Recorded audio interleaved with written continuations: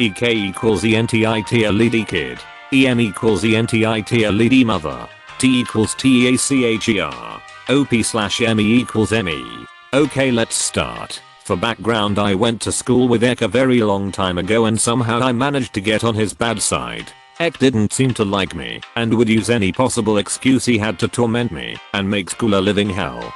Before we started sitting together in this particular class, he had already been picking on me for years, so I wasn't excited and kinda expected this from him. Ek wasn't the sharpest tool in the shed and he often copied other kids' answers. I didn't want to make his attitude towards me any worse than it already was, so I would just play along and act like I didn't notice him looking over my shoulder. This went on for a while until one day he finally held us both back after class. This is basically how the conversation went. I have noticed both of you are getting similar scores on tests and are writing down the same answers in class. Would either of you like to admit to anything? As I didn't want to be called a snitch, I kept my mouth shut and hoped this other kid would learn his lesson. But no, that's not how it works apparently. Op has been stealing my answers for months. It's so annoying. Me, actually it's the other way around. Why didn't you say this before? She's just trying to blame it on me. It basically ended up with me in detention and Ek running free because the way it looked was as if he told the truth and I turned the tables on him. We were still sitting next to each other in class, so he continued to copy my work. Then it came to the next test. I had heard something online about someone who got their revenge by ticking all of the answers wrong in pencil, then rubbing it out last minute and rewriting them in pen, and that is exactly what I did. I ticked every answer far from correct, to an extent where some of the answers were even quite dumb. Then around 5 minutes to the end of the test, I went through again, rubbing out my answers and ticking the correct answers in pen, also intentionally covering most of my answers so that he struggled to copy them. Ek's expression was a mixture of anger and defeat as he knew he couldn't do anything now. It was priceless. After the test, he came up to me looking pale, worried, and asked me why I did it. I acted like I had no idea what he was talking about, and he stormed off angrily. We handed in the tests, and when they came back I got a decent score as usual, and he failed miserably. Even made a comment on how messy it looked when he scribbled out his answers. I bet you think this is the end? No, we are only just getting started. This is M's time to shine. It wasn't that long after the test, maybe a week or so, when me and my parents were called into the school to attend a meeting with Ek and M. This is how it went. M has contacted us about bullying Ek. Do you have anything you'd like to say? Me, yes. What exactly did I do? M, you made Ek fail his test. Could you explain how managed to do that? M goes on to explain exactly what I did, and suddenly realized who was really cheating off of who.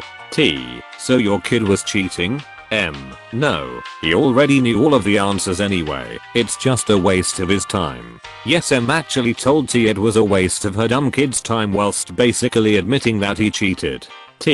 But he was copying the answers anyway. M didn't really have much to say after that. Ek was given a detention and left in a huff, and I got an apology from for the detention I was put in.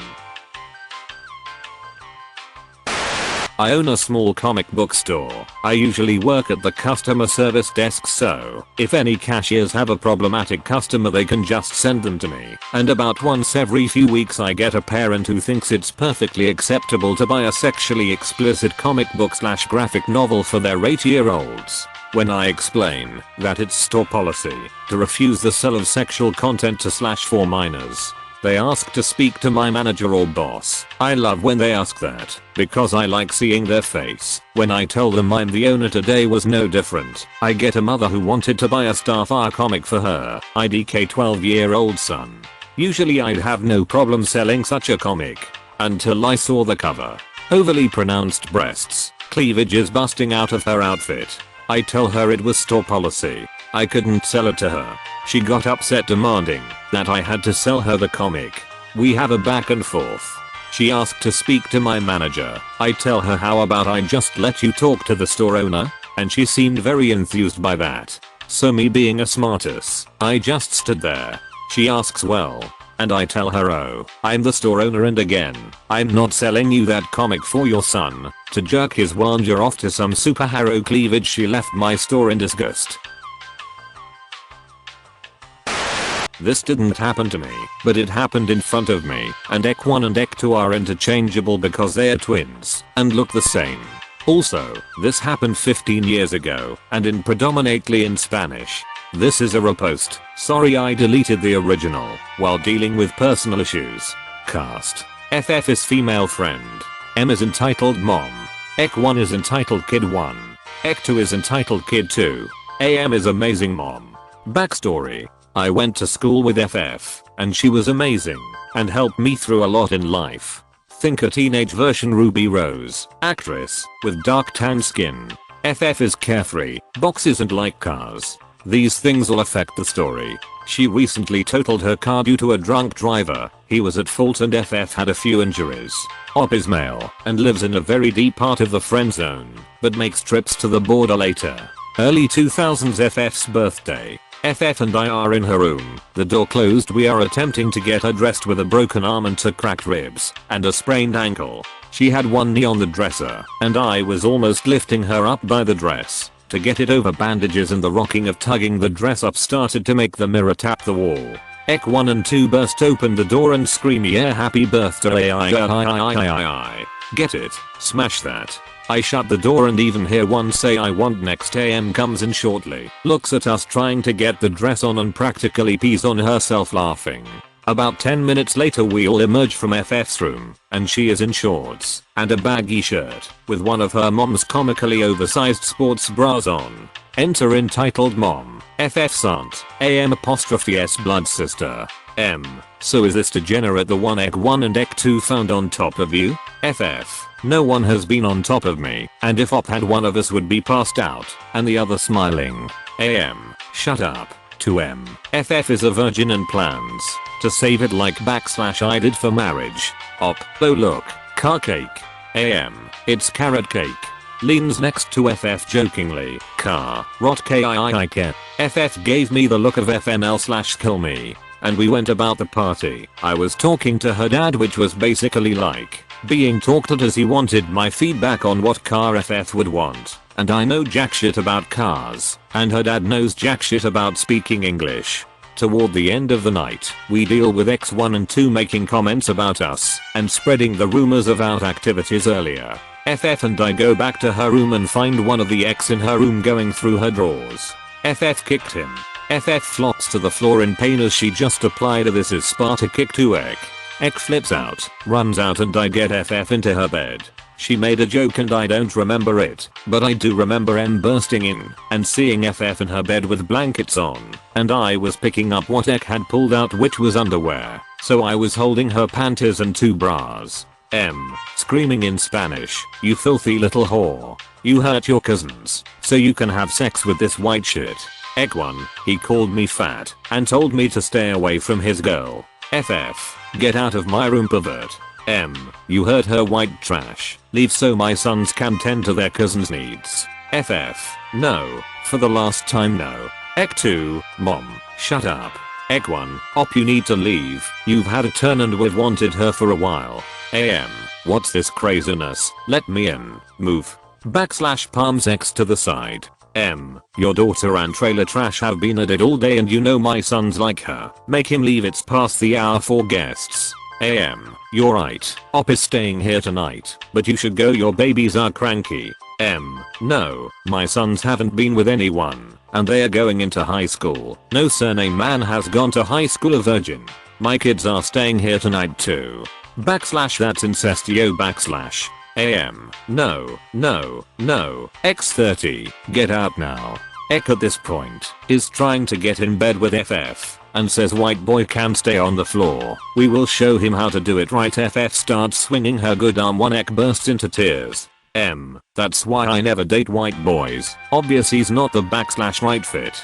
FF is now full warrior mode, standing on 1 foot and holding a pipe wrench. Out of all the tools in the world, she grabs the one that makes it feel like she's about to erect a dispenser and loudly yells out, I'm a fucking virgin. I'm not fucking anyone. Leave on your feet or leave in an ambulance. We watched a meteoric fuck ton of anime and action movies. Cheese on Elena's backslash. M freaks out at this point from the hall. FF isn't intimidating. However, her father standing at 6 feet 4 inches and almost 300 pounds is now in the hall, and I hear screaming. Not oh my god spider screams, but backslash my balls are in a wood chipper backslash scream. AM pushes me back into FF's room and there is screaming for an hour. Between screams, we are laughing at FF's declaration of being a fucking virgin and changing her for bed. Her dad comes in and in very broken English says I likes, fuck my daughter and you live. Both of these things became jokes with us until the end of HS when I moved. It didn't end there as Ek1, Ek2 and M spread rumors about FF until AM got a restraining order that prevented them from attending our school. Rumors ranged from FF being a whore to the car accident is a cover-up for one of many abortions. These rumors made them leave their church and even cost FF a job opportunity working part-time at Arby's.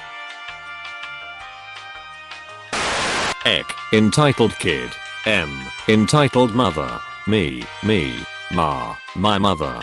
TW, train worker. So, for context, about 7 to 8 months ago, I was looking through a box of old stuff, which was fine with my parents, and I found a CD player. I thought it was really cool, and from then to now, I got 6 different CDs from 3 different bands. I'm probably a little fuzzy on the details, but still. Now, story time. I was riding on a train with my mother to Chicago. I end up sitting by 2 people who look pretty normal, who, as you could probably guess, were not normal. These people were the M and the Ek. I reach into my backpack and pull out the CD player and the CD of the Black Parade by MCR, which is my favorite band to this day. I start listening for about 20 minutes and I see Ek looking at the CD player with an odd face. He turns and asks his mom, M, something. From the odd look, I thought he might have asked his mother what it is. I turned off the sound for about 40 seconds to hear what was being said. I'm a curious boy. M, that's a CD player. You put a disc in and it plays sound through those. She points at the earbuds. Ek, can I use it? M, sure. I pretend I didn't hear and I turn the sound back up. About 5 seconds go by and the little bastard starts yanking at the player. He was pretty strong for what looked like a 7-year-old, which catches me completely off guard. He takes it from me, so I try to take it back. Right when I try, M smacks my hand. M, what do you think you're doing? Me, trying to take back what your kid stole from me. M, yeah, I've used it for long enough. It's sex turn. Ma, he doesn't get a turn unless he's me okay with it. Are you? Me, first of all, I don't think he would like what I'm listening to. Second of all, I only would have considered it had he asked nicely. Ek, but I did ask nicely. Me, so, to you, trying to use someone else's property without their consent, forcefully, might I add, is asking nicely? Ma, that is what happened. Ma takes it back from Ek. But then he started screaming, almost as if he'd been stabbed. And the fact that he was about 7 made it even sadder. M, look what you did. Me, what I did. You're the one who told him he could have something I own. M, it is his. I was just standing there in shock of how stupid this lady was being. But then, one of the workers for the train came over because of a complaint by someone else. The kid was still screaming. TW, can someone please explain to me what exactly is happening here? I recognize the worker. Every once in a while, he comes down the aisle for some reason. Me, so this kid took my CD player. M cuts me off. M, he didn't take it. It's his. TW, mom, you and your son do this kind of thing almost every time you're on here. And whenever I get a complaint about you, I also see him here with that CD player while I'm on my way over to you. Then M just stands and doesn't know what to say. She then grabs Ek by the hand and starts walking away. If you enjoyed the stories, slap the like and subscribe button for more of them, and don't forget to support the original writers with an upvote. Links are in the description.